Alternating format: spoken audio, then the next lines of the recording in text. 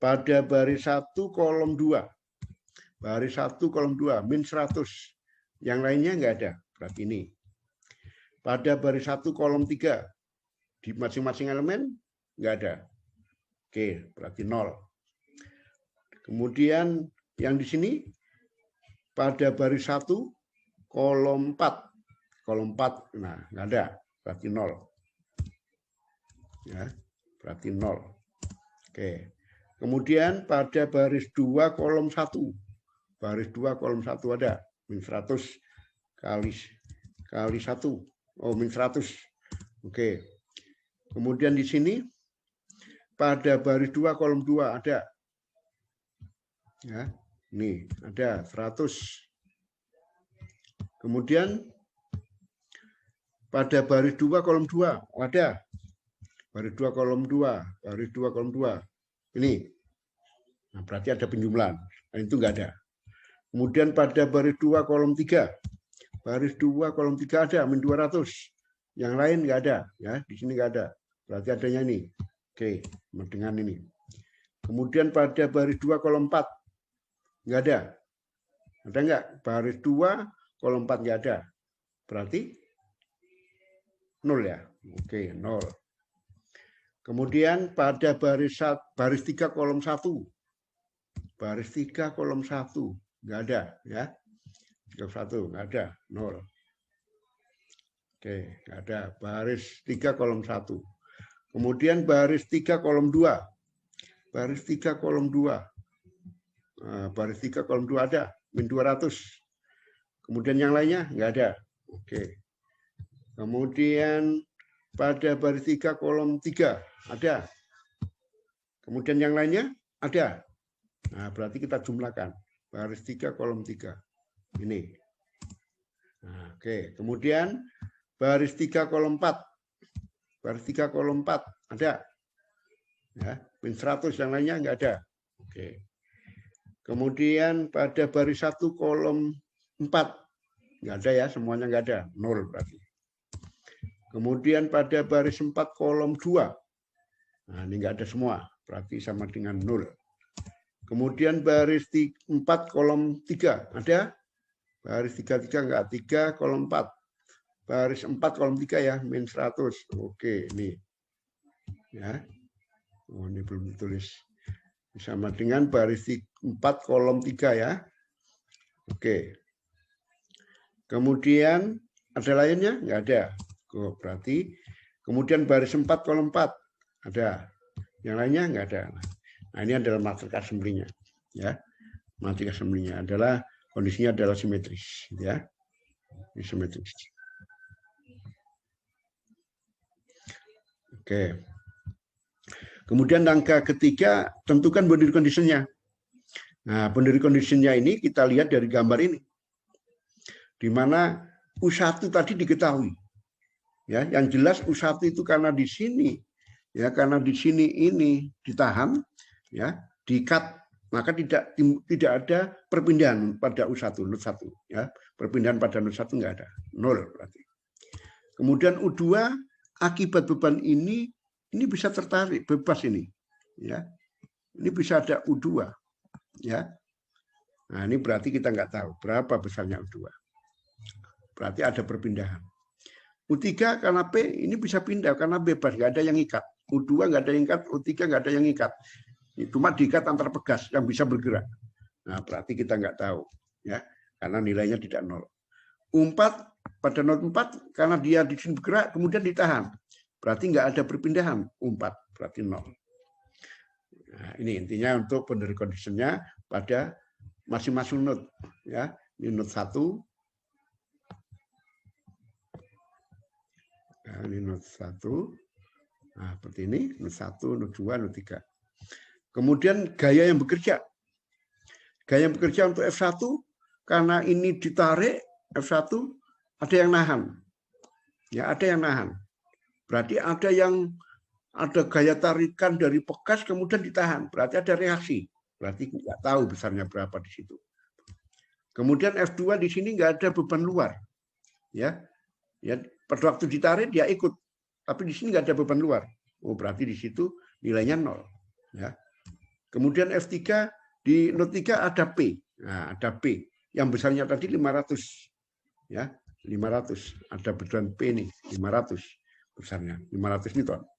Kemudian F4 di sini pada waktu dia ditekan dia ada yang menahan. Nggak bergerak sehingga ada gaya reaksi. Nah, gaya reaksi yang berapa? Kita nggak tahu. Nah, ini boundary condition-nya bisa kita ketahui ya, dan langsung sehingga di situ kita akan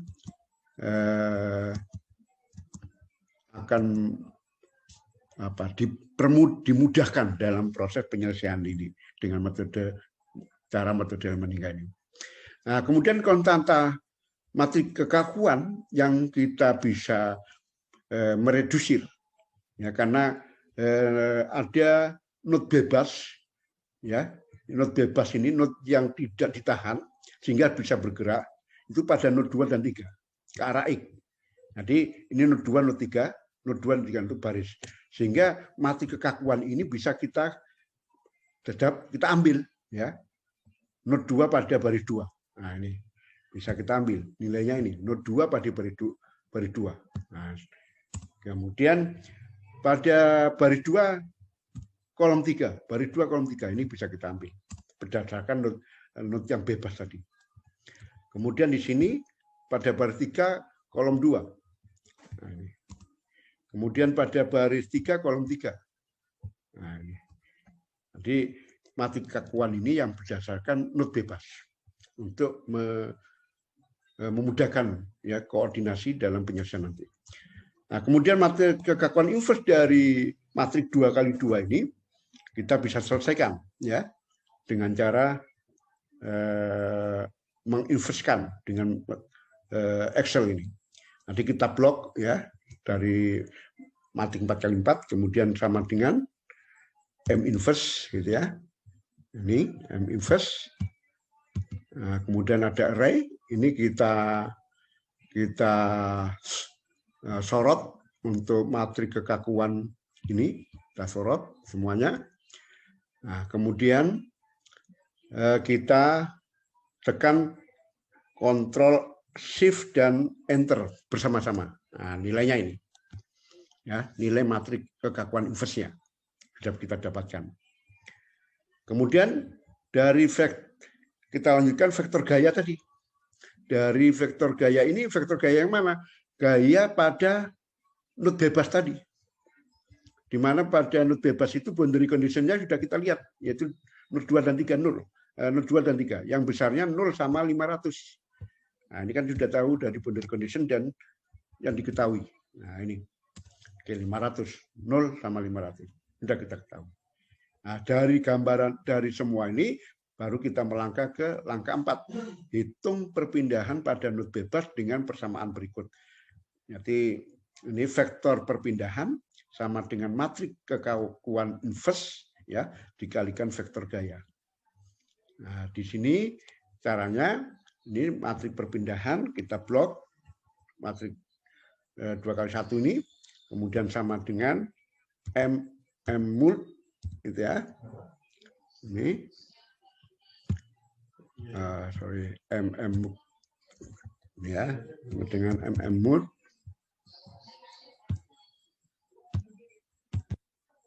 Ini kita array, kita sorot matrik inverse-nya ini. Kemudian titik koma. Kita sorot F vektor gayanya. Nah, kemudian kita enter. Oh, sorry. Ini enggak semuanya ya. Nanti oke, kita sorot, kita blok semua sama dengan MM mul. Ini. Kemudian kita sorot matrik kekakuan inverse-nya. Kemudian titik koma. Kemudian kita sorot vektor gayanya. Nah, kemudian Ctrl Alt Enter.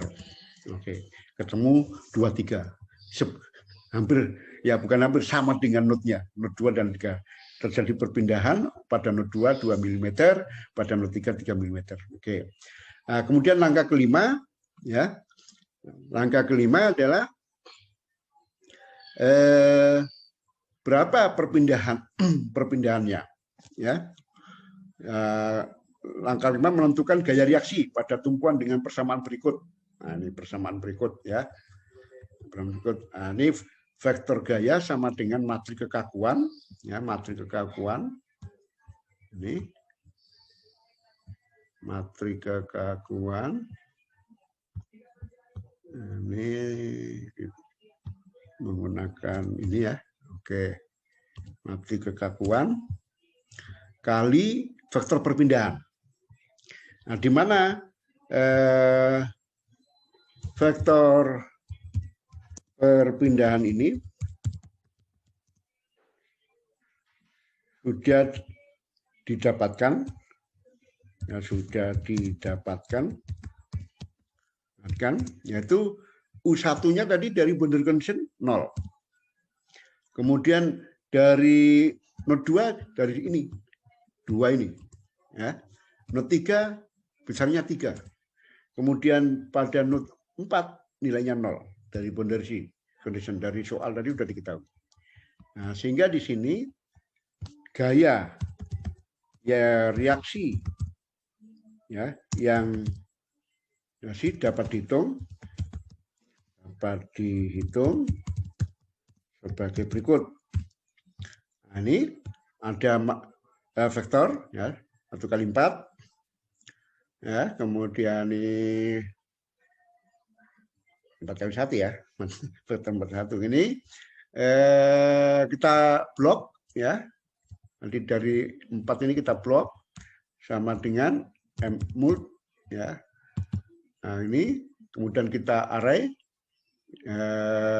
matriks kekakuannya, matriks globalnya. Oh, sorry. Mana matriks globalnya? Ini.